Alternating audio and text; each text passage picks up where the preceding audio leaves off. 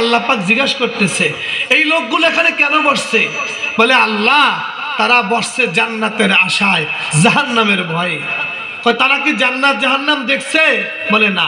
কয় ঠিক আছে, যা ফেরেশতারা সাক্ষী থাকো, এই মজলিসে যতগুলো লোক বসছে আমি আল্লাহ সবাইরে মাফ করে দিলাম।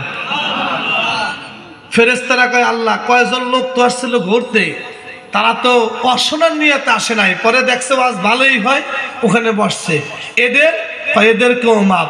তাই বুঝলাম আল্লাহ এদেরকে না মাফ করছো, কিন্তু মাইকলা যে সে তো ছিল মাইক ভাড়া লিয়া, এর কি হইব?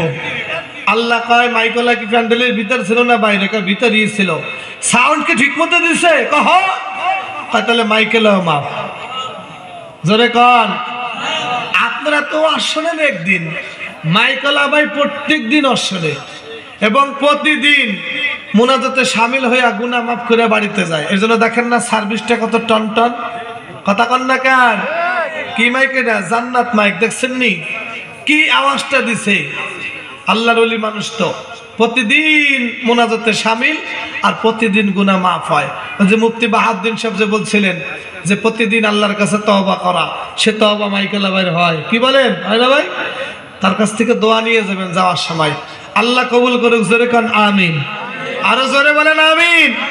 এই এলাকার জন্য আজকের এই মাহফিলটা একটা নিয়ামত, আপনাদের জন্য একটা নিয়ামত। পাশাপাশি এখানে যে একটা সুন্দর মাদ্রাসা হয়েছে, এই মাদ্রাসাটাও আপনাদের জন্য একটা নিয়ামত।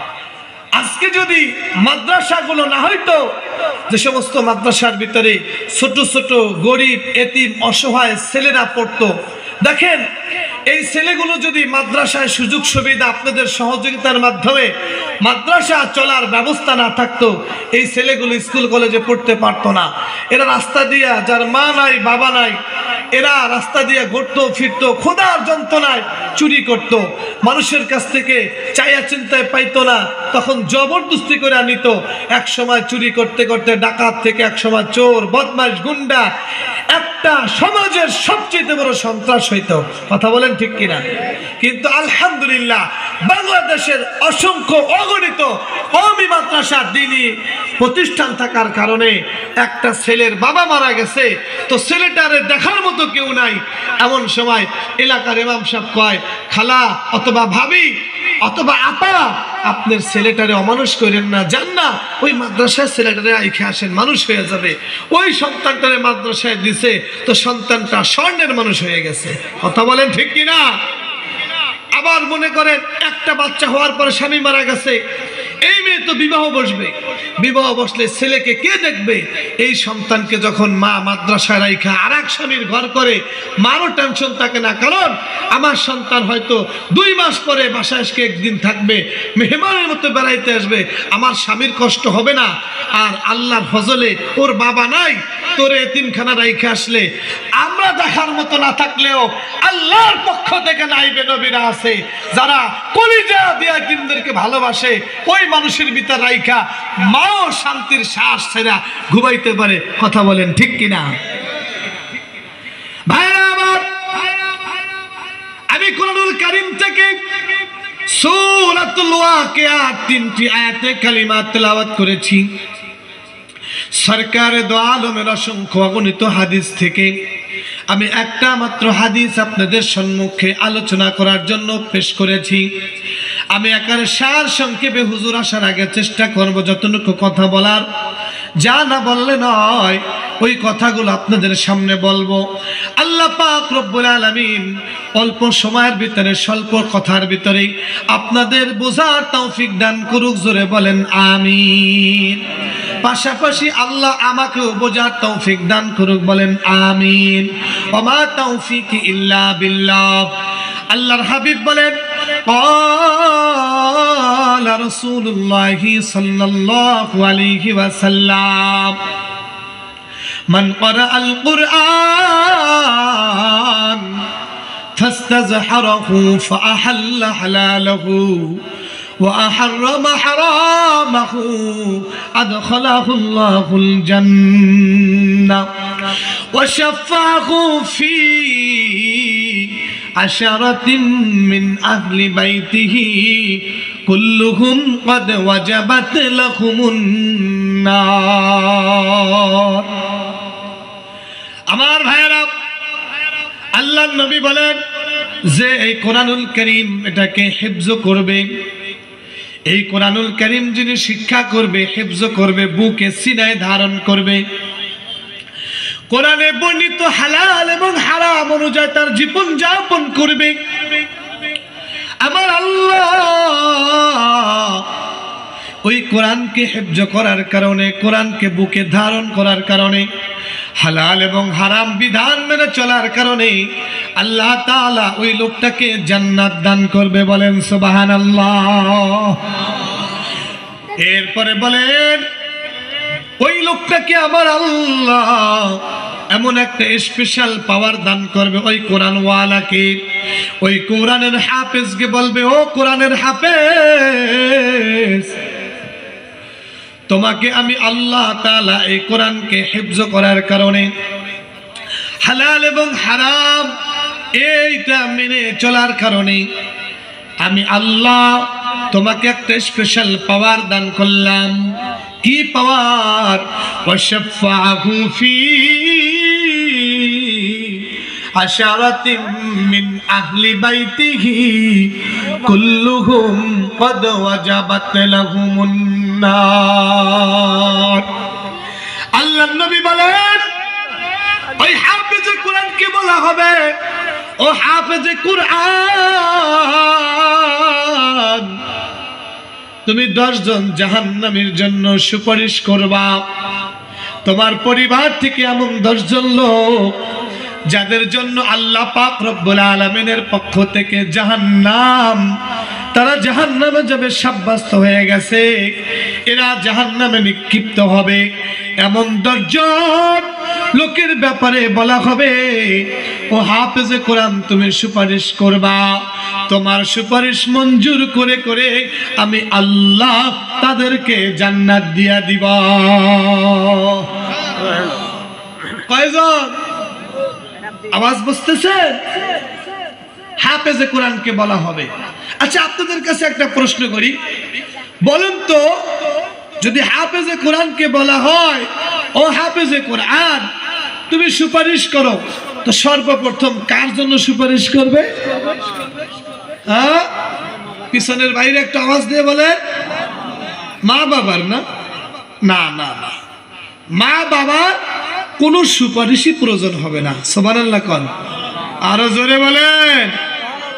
মা বাবার মুক্তির জন্য হাসরের ময়দানে সুপারিশের প্রয়োজন হবে না। যদি এমন কোন সন্তান জমিনে থাকে যে সন্তানের মা কবরে, বাবা কবরে, এই সন্তান এতিম, সন্তানকে শুধুমাত্র মাদ্রাসায় নিয়ে পাঠাইয়া দিবেন, দিয়ে আসবেন, এদিক দিয়া বাপ মার কবর আযাব মাফ হয়ে যাবে। তাফসীরে কবিরের ভিতরে আসছে হযরত মুসা আলাইহিস সালাতু ওয়াস সালাম একবার সফর করতেছিলেন, একটা কবরস্থানের পাশে দাঁড়াইছেন। দাঁড়িয়ে মুসা পয়গম্বর দোয়া কালাম পাঠ করে হাত উঠাইয়া চক্ষু বন্ধ করে মুরাকাবা ধ্যান করে দোয়া করে দিচ্ছেন। দেখে একটা কবরের ভিতরে আযাব হইতেছে। তো মুসা আলাইহিস সালাতু ওয়াস সালাম দোয়া করে দিয়ে চলে গেলেন। কিছুদিন পরে আবার যখন ওখান দিয়ে আসতেছিলেন, আবার কবরের পাশে দাঁড়াইছেন। দাঁড়াইয়া আবার দোয়া দুরূদ পড়ে চক্ষু বন্ধ করে কাশফুর মাধ্যমে দেখতেছেন যে যেই কবরে আযাব হইতেছিল আজকে আর সেই কবরে আযাব হয় না, কবরটা জান্নাতের বাগান হয়ে গেছে। কাশফুর মাধ্যমে জামানার পয়গম্বর মুসা জিজ্ঞাসা করতেছে, ও কবরের বাসিন্দা ভাই, তোমার কবরে তো দেখেছিলাম কয়েকদিন আগে আযাব হইতেছিল, তোমার কবরে আযাব কোন কারণে বন্ধ হইল? তোমার কবর তখন জান্নাতের বাগান হয়ে গেছে, কেমন হইল? কবরের ওই কবরওয়ালা বলতেছেন, জামানার পয়গম্বর মুসা, আমি যখন মৃত্যুবরণ করব, মৃত্যুর শয্যা আমি শায়িত, আমি বুঝতে পেরেছি আমার মনে হয় পৃথিবীতে আর থাকা হবে না। এমন তো অবস্থায় আমার স্ত্রী ছিল গর্ভবতী। আমার স্ত্রীকে আমি ডেকে বললাম, বিবি রে, আমার বাপ মা আমারে সুশিক্ষা দিতে পারে নাই, আমি হইলাম ডাকাত হয়েছি। তোর পেটে যে সন্তান আছে এই সন্তানকে তুই ডাকাত হইতে দিস না। এই সন্তানটারে আল্লাহ প্রদত্ত ইলম শিখাইস। মনে করেন বুঝানোর জন্য বলতেছি, সেই মুসা পয়গম্বরের জামানার কথাটা এখনের সাথে উদাহরণ দিয়া বলি। আমার সন্তানটারে সুলতানিয়া জমিরিয়া মাদ্রাসায় ভর্তি করে দিয়া তারে আল্লাহর কালাম শিখাইস রে বিবি। আমার সন্তানটারে তুই ডাকাত বদমাশ বানাইস না। বিবি যদি মেয়ে হয়, মেয়েটারও তুই দিন শিখাইয়া দিনদার ছেলের হাতে তুলে দিস। হুজুর, আমি দুনিয়া থেকে চলে আসছি, কিছুদিন পরে আমার সন্তান হয়েছে। সন্তানটা হয়েছে ছেলে সন্তান। আমার স্ত্রীকে আমি যে মৃত্যুর সময় ওসিয়াত করে আসছিলাম, ওসিয়াত অনুযায়ী আজকে আমার সন্তান মাদ্রাসায় পড়ার বয়সে উপনীত হয়েছে। আজকে আমার সন্তানকে নিয়ে আমার বিবি বুঝানোর জন্য বললাম, মনে করেন গার্মেন্টসে চাকরি করে বা মানুষের বাড়িতে কাজ কাম করে। আমার বিবি আমার সন্তানটারে নিয়ে আজকে ওই সুলতানিয়া জমিরিয়া মাদ্রাসার বড় হুজুর হযরত মাওলানা কবির ইসলাম সাহেব তার কাছে গিয়া হুজুরকে ডাক দিয়া বলে, হুজুর, হুজুর দৌড়ে আসছে। কি ব্যাপার, কে ডাকে? দেখে বোরকা পরা নেকাব পরা একটা মহিলা দাঁড়িয়ে আছে, হাতে একটা 7 বছরের ছেলে। হুজুর যখন আসছে বলে, হুজুর সালাম দিছে, আসসালামু আলাইকুম। হুজুর উত্তর দিলেন, ওয়ালাইকুম আসসালাম। কি বোন, তুমি কেন আসছো আমার মাদ্রাসার সামনে? হুজুর, এই যে দেখেন ছোট্ট সন্তান, ওর বাবা নাই, ওর বাবা এতিম, ও সন্তানটা ওর বাবা দুনিয়ায় নাই। হুজুর, আমি আসছিলাম আপনার মাদ্রাসায় ভর্তি করতে দিব। যখন এই কথা বলছেন, হযরত মাওলানা কবিরুল ইসলাম সাহেব সন্তানটারে বুকের ভিতরে টান দিয়া নিয়ে জড়ায়া ধরা মুখের ভিতরে একটা চুমা দিছে, কপালে একটা চুমা দিছে, পকেটে হাত দিয়া দেখে পকেটের ভিতরে চকলেট, একটা চকলেট বাইর করে সন্তানটার হাতে দিছে। বাবা তোমার নাম কি? বলে, আমার নাম আব্দুল্লাহ। ও বাবা, তোমার আম্মুর নাম কি? তোমার আব্বুর নাম কি? জিজ্ঞাসা করে বাড়ি কই? বোনকে ডাক দিয়া কয়, বোন কোনো টেনশন নাই, আপনি নিয়ে আসছেন, আমি প্রস্তুত, ভর্তি করে আনিলাম। প্রথম দিন ভর্তি করে দিয়ে কয়, হুজুর আমার তো গার্মেন্টস আছে, আমি গার্মেন্টসে যাব। হুজুর সন্তানটারে আপনার কাছে রেখে যাই, আগামীকালকে বই সিলেট যা লাগে সবকিছু দিয়ে সন্তানকে নিয়ে আসবো। হুজুর বলছে অসুবিধা নাই। কোলে করে নিয়ে ছাত্রদেরকে ডাক দিয়া বলে, এই ছাত্ররা, এই যে দেখো তোমাদের একটা নতুন বন্ধু আসছে, নতুন একটা ভাই আসছে, আব্দুল্লাহ নাম। আব্দুল্লাহ প্রথম দিন সবার সাথে পরিচয় হয়েছে। হুজুর ডাক দিয়া বলে, বাবাজি তুমি যে আজকে আসলা, বাড়িতে গেলে আম্মু জিগাবে হুজুর কিছু পড়াইছেনি, আজকে যেহেতু বই খাতা কিছু আনো নাই, আসো আসো তোমাকে একটা পড়া পড়াইয়া দেই। জি হুজুর আমারে পড়াইয়া দেন। হুজুরে কয়, পড়ো, আপনারাও পড়েন। আউযু বিল্লাহি মিনাশ শাইতানির রাজিম, বিসমিল্লাহির রহমানির রহিম। আল্লাহু আকবার বলেন। হুজুর আমার ছোট্ট মাসুম বাচ্চারে হুজুরে যখন আউযু বিল্লাহির বিসমিল্লাহর সবক দিছে, আমার ছেলে বাবা শুধু বলে আউযু বিল্লাহি মিনাশ শাইতানির রাজিম, বিসমিল্লাহির রহমানির রহিম, বিসমিল্লাহির রহমানির রহিম। আসমানের মালিক আল্লাহ ডাক দিয়া কয়, ও ফেরেশতারা রে, এই ছোট্ট বাচ্চাটা বারবার বলে আমি নাকি রহমান, আমি নাকি রহিম, বারবার বলে বিসমিল্লাহির রহমানির রহিম, আমি নাকি রহমান, আমি নাকি রহিম। ওর বাবা কবরে কি হালাত? ফেরেশতারা বলে আল্লাহ, ওর বাবার কবরের ভিতরে তো আযাব চলতেছে। আল্লাহ ডাক দিয়া কয়, এ ফেরেশতারা রে, যে ছোট্ট বাচ্চা আমি আল্লাহর কালাম শেখার জন্য মাদ্রাসায় আইসা আজকে প্রথম দিন বিসমিল্লাহর সবক নিয়া বারবার বিসমিল্লাহ পরে আর কয় আমি আল্লাহ নাকি রহমান, আমি আল্লাহ নাকি রহিম, আমি আল্লাহ, আমি রহমান এবং রহিমের পজিশন ঠিক রাখার জন্য এই মুহূর্তে ওই ছোট্ট শিশু আব্দুল্লাহ ওর বাবার কবর আযাব মাফ ঘোষণা করে দিলাম। এই মুহূর্ত থেকে তার কবর আযাব মাফ করে দাও। শুধু তাই নয়, আব্দুল্লাহর বাবার কবরটার ভিতরে জান্নাতের বিছানা বিছায়া দাও, জান্নাতি খাবার নিয়ে যাও, জান্নাতি ট্রেতে করে ফল নিয়ে তার মেহমানদারি করাও। বেহেশতি আযাব কি আজারে নবাশাত, কাছে রাবা কাছে কারে নবাশাত। বেহেশতি আযাব কি আজারে নবাশাত, কাছে রাবা কাছে কারে নবাশাত। আল্লাহু আকবার বলে। ফেরেশতারা রে, জান্নাতি মেহমানদারি নিয়ে যাও। ও জামানার পয়গম্বর মূসা, আমার সন্তান আল্লাহ পাকের কালাম শেখার জন্য প্রথম দিন মাদ্রাসায় গিয়া বিসমিল্লাহ পড়ার বরকতে আমার আল্লাহ আমার কবর আযাব মাফ করে দিয়েছে। আমার ভাইরা,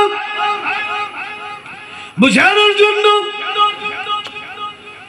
আরেকটা উদাহরণ আপনাদের সম্মুখে পেশ করি। বাবা, 2013 সালে সাবা রানা প্লাজার ভবন ধসে পড়েছিল। আপনাদের কার কার মনে আছে? হাত জাগান।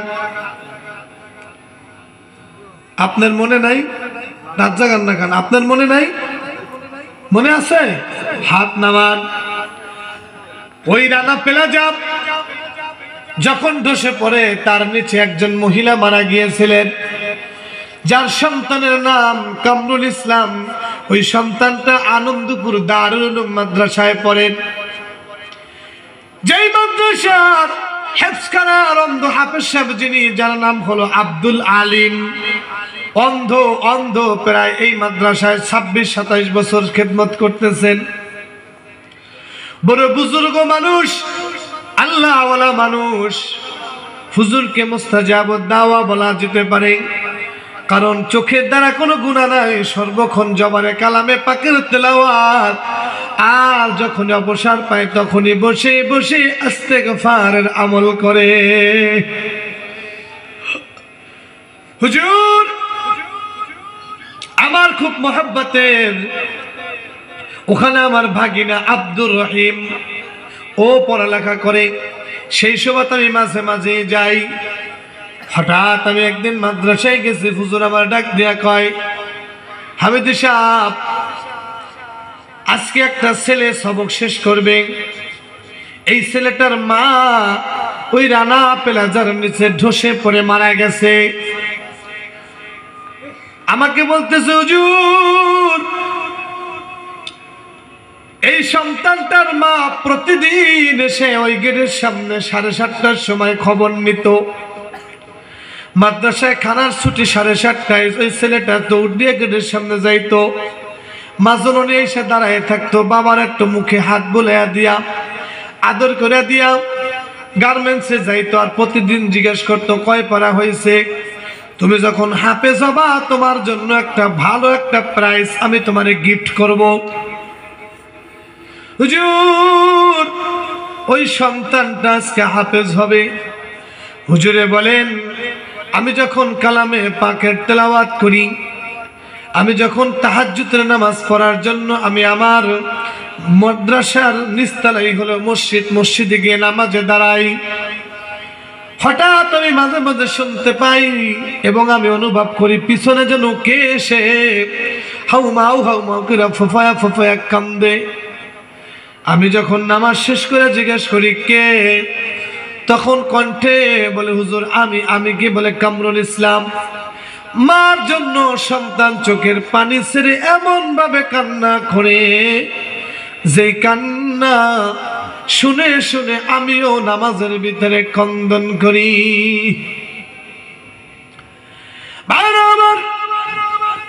ওই ছেলেটা যেই দিনকার হেফজ শেষ করে, আমিও ওই দিনকার মাদ্রাসার বড় হুজুর যিনি, তিনি আনন্দপুর মাদ্রাসায় চাকরি করে, কিন্তু কাতলাপুর মসজিদের ইমাম। প্রায় রিক্সায় গেলে 10 মিনিট সময় লাগে। হুজুরের অভ্যাস হলো নামাজের পরে তাসবিহ আমল কইরা বাসার দিকে একটু হালকা পাতলা চা নাস্তা খায়া 7:30টার দিকে মাদ্রাসায় আসে। হুজুর মাদ্রাসায় চলে আসছেন, আসার পরে এইবার ওই ছাত্রটা সবক শোনাবে, সবক শেষ করবে। যখনই সবক শেষ করার জন্য হুজুরের সামনে আসছে, কোরআনে পাক খুলে দিছে। খুলে দেওয়ার পরে সবক শুরু করছে। হাফেজ হুজুর শুনতেছে, কাতলাপুরের হুজুরও শুনতেছে, আরো সব শিক্ষকরা হেফজখানায় চলে আসছে। ছেলেটা যখন সবক শেষ করতেছে, আর মনে হইতেছিল চোখ দিয়া লাল হইয়া টলমল করতেছে পানিগুলা। সবক শেষ করা মাত্রই ছেলেটা মাথাটা নিচের দিকে দিয়া, হাতখানা দিয়া চোখটা ঢাইকা এইভাবে কান্না করতেছে। মুহতামিম শাহ হুজুর বলতেছে, এই কামরুল ইসলাম মাথা উঠাও। হাফেজ শাহ হুজুর ঠিক পাইছে, ছেলেটার মার কথা স্মরণ হয়ে গেছে। হুজুর ডাকতেছে, বাবা আমার কাছে আয়। ছেলেটা আসতে চায় না, এইভাবে একটু একটু করে আগায়। অন্ধ মানুষ এইভাবে হাতটা দিয়া ছেলেটারে ডাইকা বুকের কাছে আনছে। আনার পরে হুজুরে জড়াই ধরে কান্দে, হুজুর আমার মা প্রতিদিন এসে খবর নিত, বাবা কয় পৃষ্ঠা হয়েছে, কয় পারা হয়েছে। আজকে আমি হাফেজ হইলাম, আমার মা নাই। আমার মার বড় ইচ্ছা ছিল আমি হাফেজ হব। আমার মা আমার হাফেজ বানানোর জন্য মাদ্রাসায় দিছে হুজুর। আমার মা মারা গেলে আমি জানাজা পরে মাটি দেব, কিন্তু আজকে আমি হাফেজ হয়েছি। এত ছোটবেলায় মারে হারাইছি, মার জানাজার নামাজ আমি পড়াইতে পারি না। আমার মা, আমি হাফেজ হয়েছি আজকে। আমার মা থাকলে সবচেয়ে বেশি খুশি হয়তো, বুকে জড়াইয়া ধরে আমার চুমা দিত। আমার মা আমারে বলছিল আমার একটা গিফট দিবে। আমি হাফেজ হয়েছি আজকে, আমার গিফট দেওয়ার মতো কেউ নাই। হুজুরের বুকের ভিতরে ছেলেটার মাথা, হুজুরও কান্দে, সবাই কান্দে, আমিও কান্দি। বড় হুজুর কয়, বাবা তোর কি লাগবে আমি তোরে দিব। ছাত্রটা কয়, হুজুর আপনি দিবেন, যতই দামি জিনিস দে, আমার মা নাই। আমার মার একটা চুমা যদি আমি আজকে পাইতাম, আমার কলিজাটা ঠান্ডা হয়ে যাইত। হুজুর আমার মা নাই, আমার মা নাই, আজকে আবার কে চুমা দিবে? হাফেজ শাহ হুজুর ডাক দিয়ে কয়, বাবা তোর মা তো বড় ভাগ্যবান, তোর মতো একটা সন্তান যে দুনিয়ার ভিতরে আল্লাহর কালাম পড়ে, আর তার মা কবরের ভিতরে ঘুমায়। প্রতিদিন তাহাজ্জুদে চোখের পানি ছাইরা মার জন্য দোয়া করস রে বাবা। তুই তো ভাগ্যবান মায়ের সন্তান। আমার আল্লাহ বলে, কোরআন হাদিস বলে, তোর মার কবরটা জান্নাতের বাগান। জোরে বলেন সুবহানাল্লাহ।